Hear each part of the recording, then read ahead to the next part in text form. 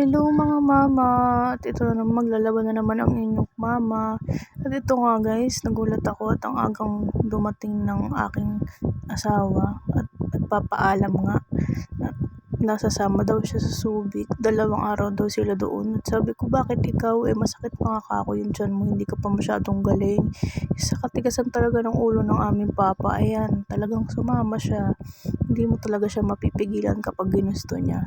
Ay naku, wala na talagang magagawa ako sa'yo, Diyos ko. Kaya ito na lang guys, salamat din ako at may tumutulong sa akin maglaba.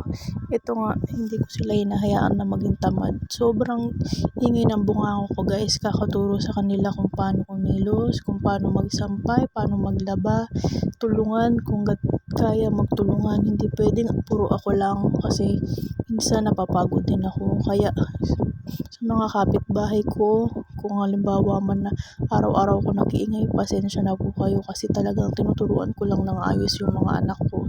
Ayoko na lalaki sila na tamad at iaasa lang nila lahat sa akin.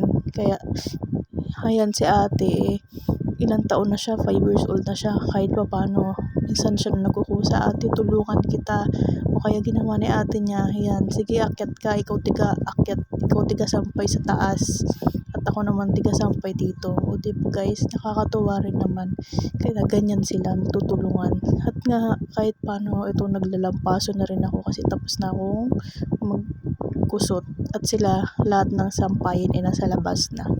Kaya ako for the ano muna, punas-punas ng mga basa-basa at ayos ng mga konting mga gamit ko sa mukha, saka pulbo lotion ng mga anak ko. Inaayos-ayos muna natin kahit paano, kahit matanggal lang yung mga kalat-kalat kasi masarap na rin sa mata kapag may mga nakaayos na yung mga gamit nating maliliit. Pagkatapos ko naman dyan guys, dito naman tayo sa munting kusina ko. Yun nga yung DIY ko na yan, iningat-ingatan ko na yan kasi wala naman akong pambili talaga ng ganyan.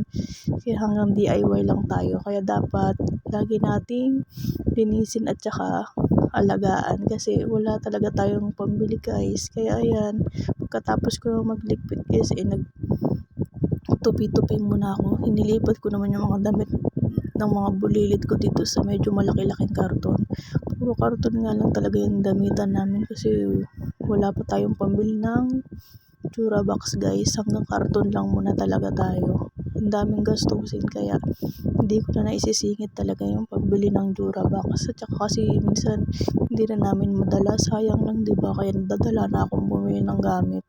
Kaya hanggang dito na lang muna guys. Salamat sa panonood.